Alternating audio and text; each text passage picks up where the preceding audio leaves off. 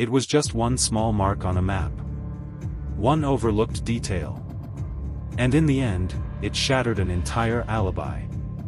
Tonight, we break down how investigators used a simple timeline and a map to expose the truth, and why jurors find visual evidence so powerful. The setup.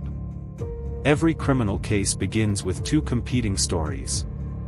The prosecution's narrative, and the defense's explanation. And often, that explanation is an alibi. I wasn't there. I couldn't have done it. I was somewhere else. On the surface, alibis can sound convincing. They give jurors a reason to doubt. They suggest coincidence or mistaken identity. But the test of an alibi is whether it stands up against hard evidence. In this case, the defendant claimed to be across town on the night of the crime. He insisted he had been driving home from work, stopping briefly at a convenience store before heading back to his apartment. His defense team said the timeline left no room for him to commit the crime. But investigators weren't convinced. They had data, digital breadcrumbs, security footage, and most importantly, maps. And when they laid it all out, the alibi began to crumble. Building the timeline. Investigators started with the defendant's own story. According to him, he left work at 9:45 p.m., drove straight to the convenience store, stayed for 5 minutes, then drove home, arriving around 10:10. He claimed he was on the phone with a friend during the drive, further proving he was nowhere near the crime scene. But investigators began to cross-check. They pulled phone tower data, which showed his device connecting with towers in a different part of town. They reviewed surveillance cameras from intersections along his alleged route. And something didn't line up.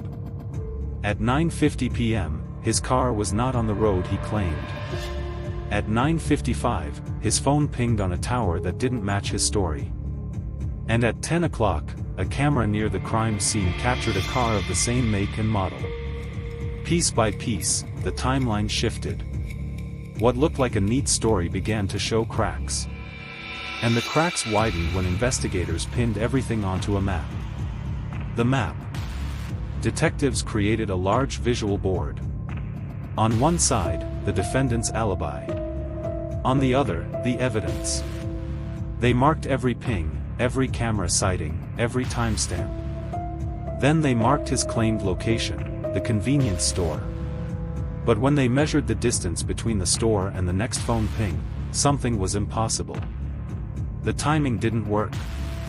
To cover the distance, he would have had to drive nearly twice the legal speed limit. The map revealed what words alone couldn't. The alibi didn't fit geography. The places and times didn't add up. The sticky note labeled alibi sat on the board like a bold contradiction. The strings of red thread stretched between pins told the story silently, powerfully. No matter how many times the defense repeated the alibi, the visual said otherwise. It wasn't one big revelation.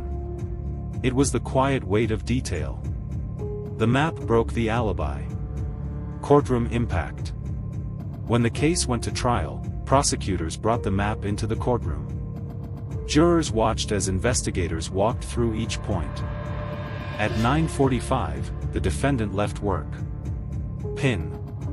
At 9:50, his phone pinged near the east side. Pin. At 9:55, the tower placed him closer to the crime scene, not the convenience store. Pin. And at 10 o'clock, the surveillance camera captured his car turning onto a street blocks away from the victim's home. The defense objected, pointing out limitations of cell tower accuracy. They argued the car footage was too grainy to be definitive. They suggested the timeline still allowed for coincidence. But the map was persuasive. Jurors could see it. They could trace the lines with their eyes. And when prosecutors compared the map to the alibi, the contradiction was undeniable. One juror later told reporters, "The map convinced us. It was the turning point." For all the scientific evidence presented, it was the simple visual that carried the day. Lessons and stakes. The case illustrates why maps and timelines are so effective in court. They take abstract data, phone pings, timestamps, distances, and translate them into something anyone can understand. Jurors don't need to be experts in digital forensics to see a map. They don't need to understand probability math to recognize when distances don't add up. The human brain is wired for stories, and stories are easier to believe when they are seen.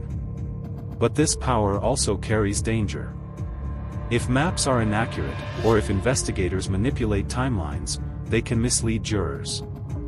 A map that looks convincing may hide flawed data. And once an image lodges in the minds of jurors, it is hard to dislodge. That is why courts demand strict standards for presenting such evidence. Each pin, each timestamp, must be verifiable. Each distance must be correct. Otherwise, an innocent person could suffer from a misleading picture. In this case, the data was strong. The alibi broke. And the truth was revealed. But the lesson remains: visual evidence is powerful. And with power comes responsibility. Closing. In the end, it wasn't a dramatic confession or a hidden witness that turned the case. It was a map. A timeline. A single word, alibi, undone by the reality of distance and time. This trial showed how the smallest details can dismantle the strongest stories. And how in the courtroom, clarity can be more convincing than complexity. All details in this video were verified against filings and reputable reporting. Full sources are linked in the description. If you found this breakdown meaningful, subscribe to Silent Veil for verified true crime analysis every Tuesday and Friday. We lift the veil on hidden stories, always with respect, always with truth.